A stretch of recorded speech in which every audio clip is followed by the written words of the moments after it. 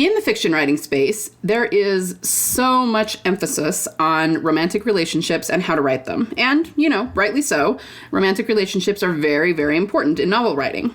But what about other kinds of relationships? What about friendships and siblings, colleagues, sidekicks, just, other characters in the book? Those relationships need to be developed just as much as the romantic ones do.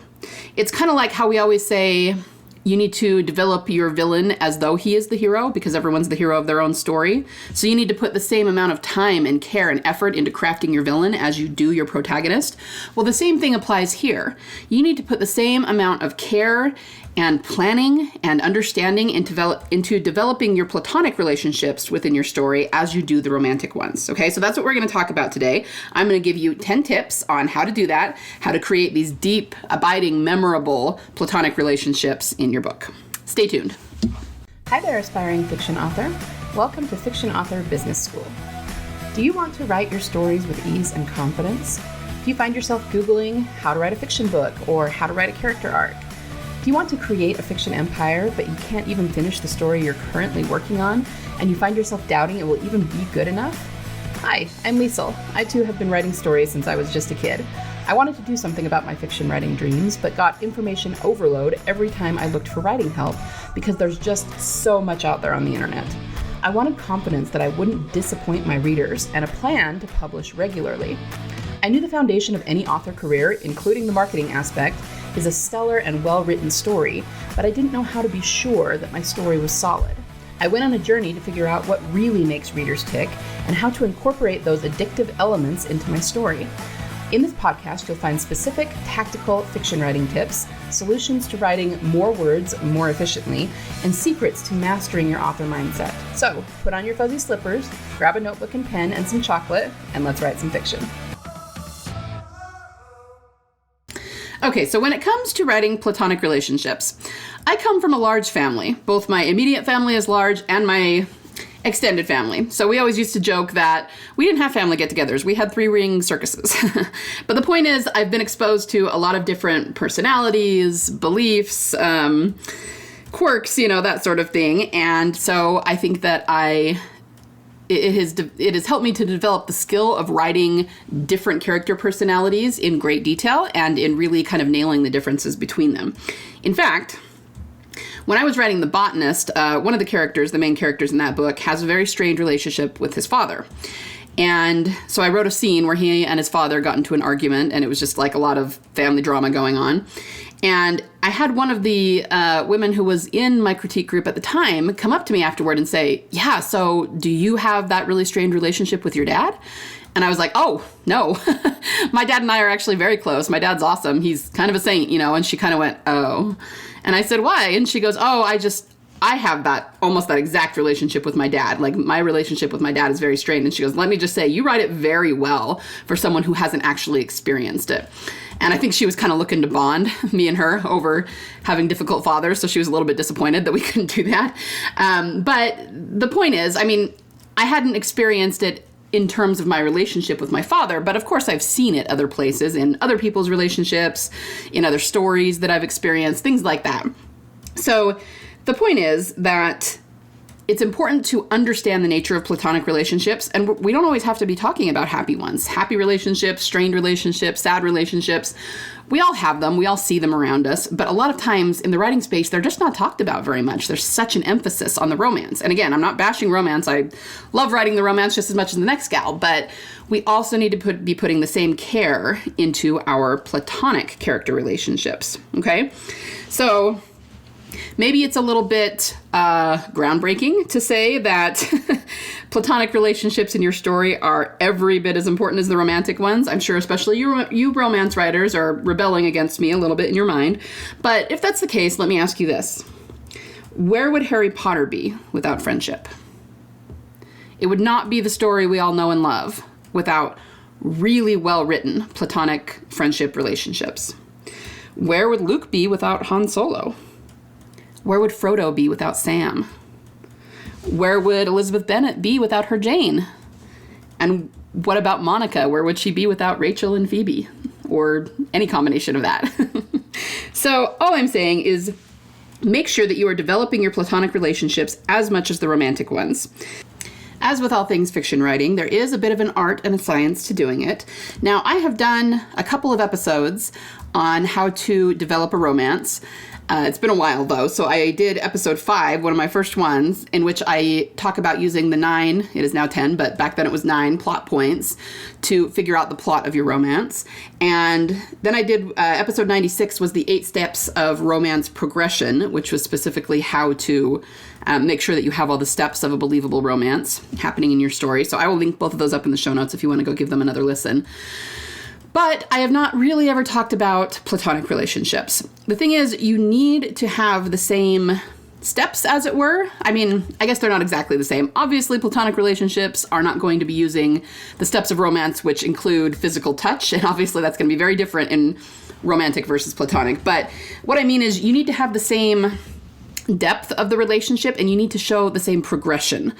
Only it'll be platonic progression rather than romantic. So you'll understand what I mean. Grab a paper and pen. You're going to want to write these down. I'm going to give you 10 steps to making sure you really flesh out your platonic relationships. Number 1, you need to make sure that the characters are rounded, well thought out characters on their own first. Okay. So again, Harry Potter, I'm probably going to use this as an example a lot because it's just so well written. You can see the different personalities in Harry, Ron, and Hermione. Very, very distinctive. They have different ways of reacting to things. They come from different backgrounds, different family life. Okay, and they had to be that way first so that they didn't seem too alike within the friendship, right? So make sure that the characters are well-rounded and well thought out on their own before you put them together in any sort of relationship. Now, you're going to end up doing one of two things. You're either going to have a platonic relationship that is already established. So if we go with the friendship, maybe they've been friends since 2nd grade or something. You know, as you start the story, it's an already established relationship. Or you're going to have one that's new, such as in Harry Potter book 1 when he first meets Ron and they are first establishing their relationship. So for number 2, it's going to depend on which one of those you are writing. If you're writing an already established relationship, you need to make sure that you give us the background. So it doesn't have to be much. It can really just be a single line, like, they met in the 2nd grade. There was a bully being mean to guy A, and guy B defended him, been best friends ever since. I mean, really, that's all it takes. We just need to understand how the relationship was established, why they're best buds, right?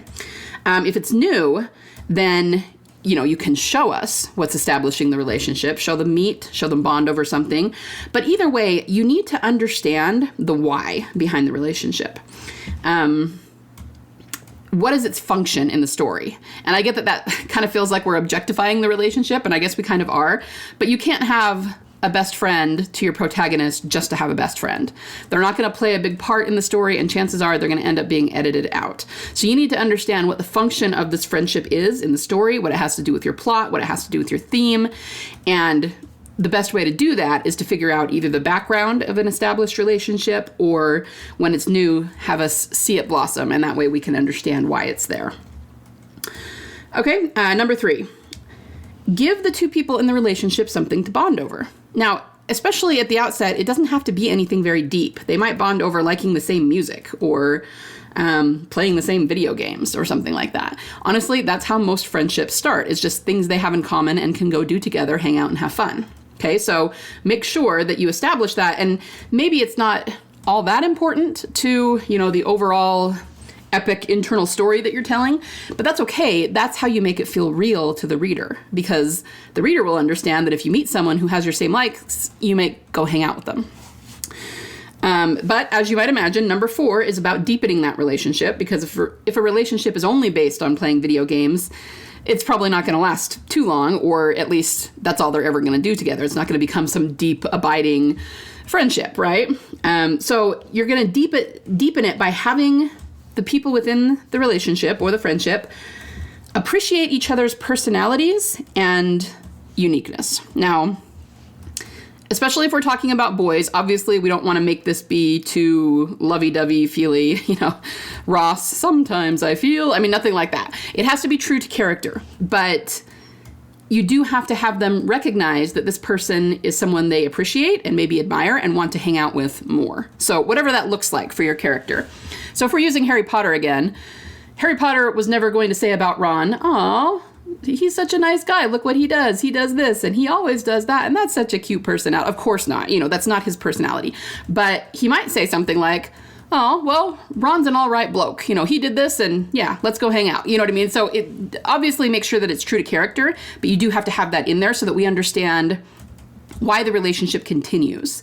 So you have the surface thing, which was number 3, about something for them to initially bond over, but then we need to see them getting to know each other a little better and why they would continue to be friends.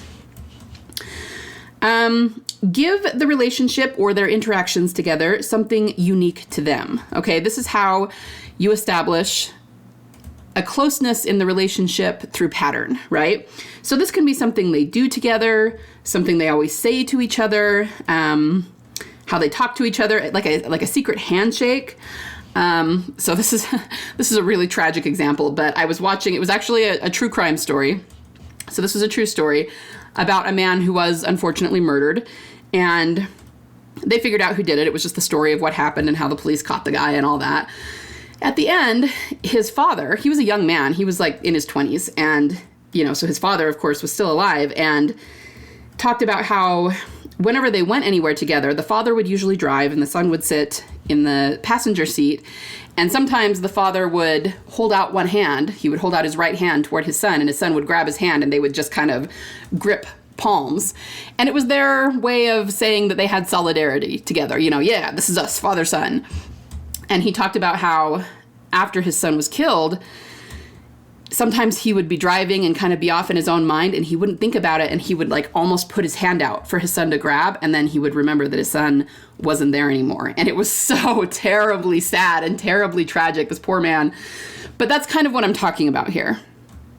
Establish something that, the two in the relationship always do together, say to each other, something that makes their relationship unique, because that is the kind of thing that readers are going to grasp onto, remember, and really root for, So make sure, put some thought into that. And it can be, really the sky's the limit. It can be really subtle, or it can be really heavy and on the nose, and either one will work. You gotta come up with something. Number 6, put this relationship through stressful situations.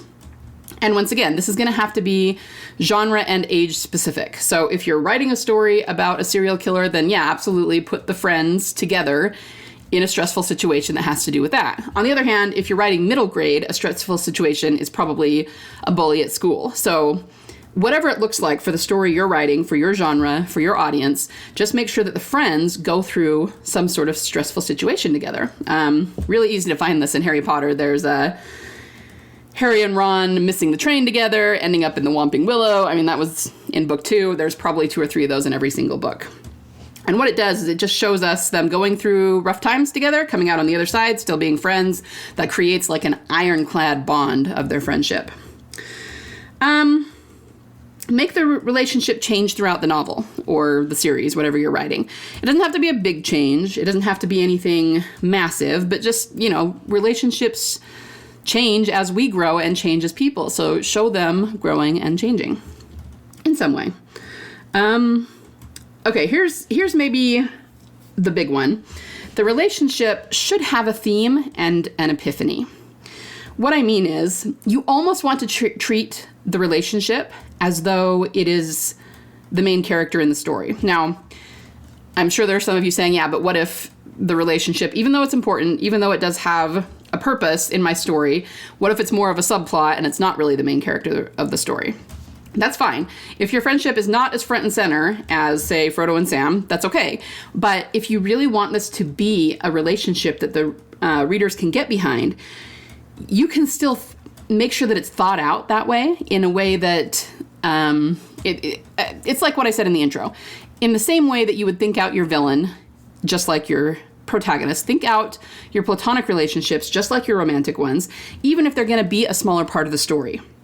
You guys, I do this with all of my arcs. I do this with, if I have 6 main characters, I give every single one of them a character arc as though they are the main character. And they may be not a main character. They might have a lot less, screen time, as it were. We might be in their head a lot less, but I still think it out that way so that it's compelling. And even though it's a bit of a side story, it's still memorable. Okay, the same thing is true of friendships. I'm not asking you to make it the main part of the story or to, suddenly change your story so that this becomes front and center, nothing like that. But I still want you to create the relationship almost as though it is. And you can still give it a little bit less attention than the main part of the story, but this is how you put a lot of thought into every part of your story, and the whole thing becomes very memorable. So the theme of the relationship in the story really is going to go back to number 2 when I said you need to figure out the why. Why is this relationship being put into your story? What is its function in the story? That actually will give you your theme. And the epiphany is it's either when the relationship is going to change or not change. And by that, I mean, it just depends on what kind of arc you're writing.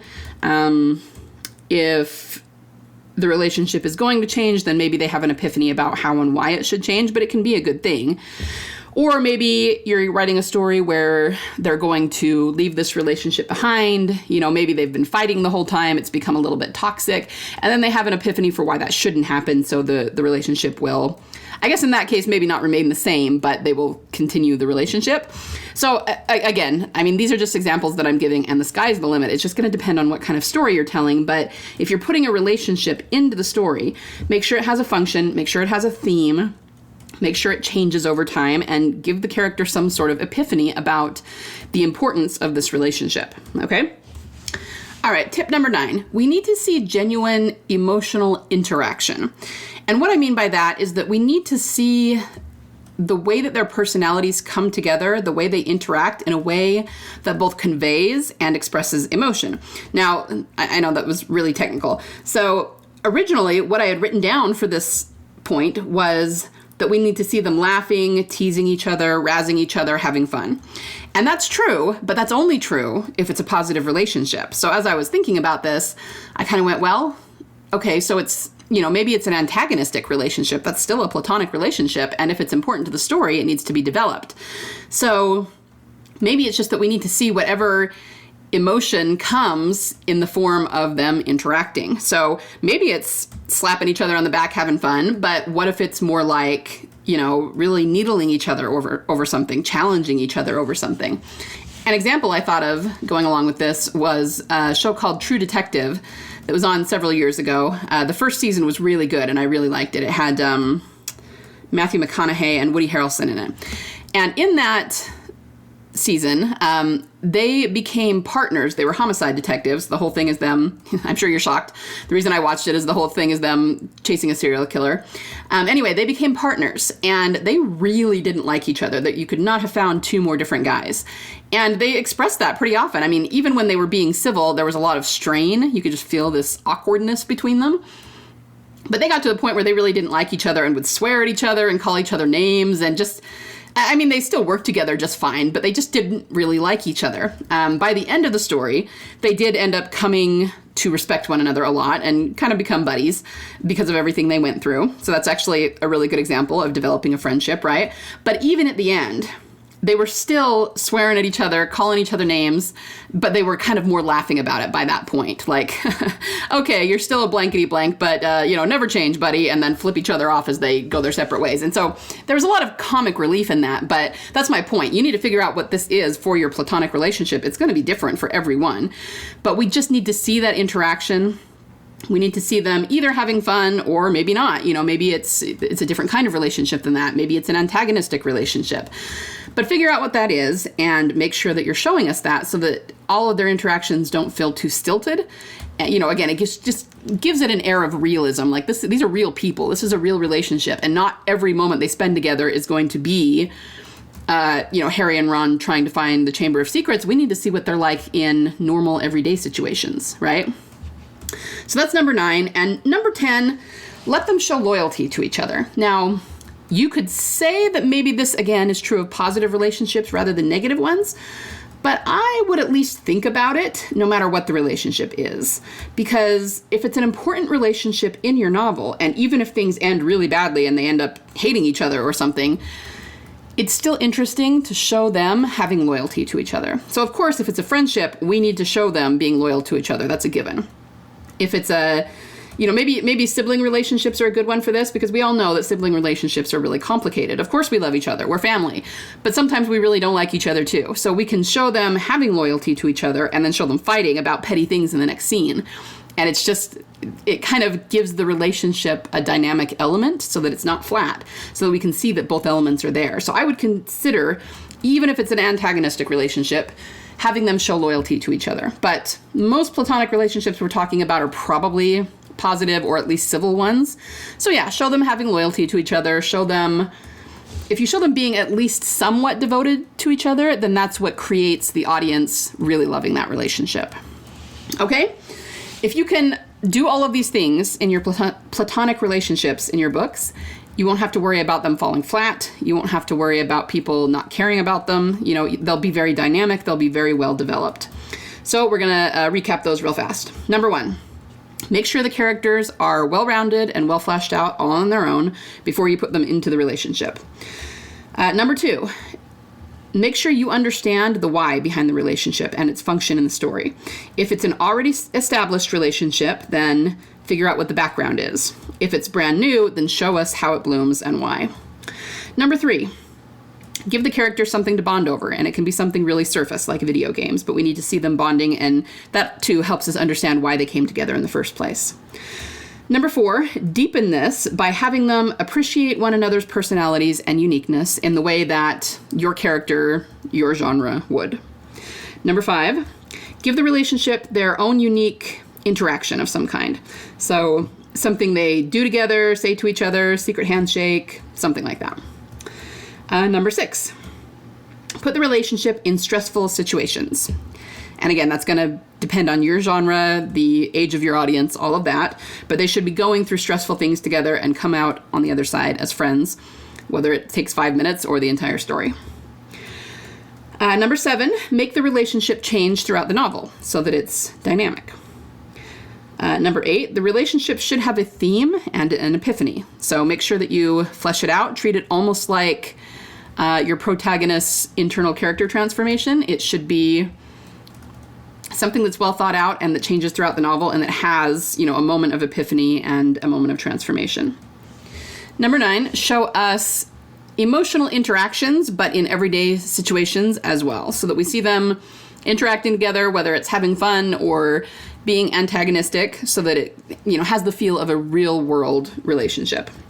And number 10, let them show loyalty to each other, even if they're antagonistic overall, or if, either way, it's really interesting and the audience can get behind loyalty always. So that's a good thing to put into a platonic relationship. Okay?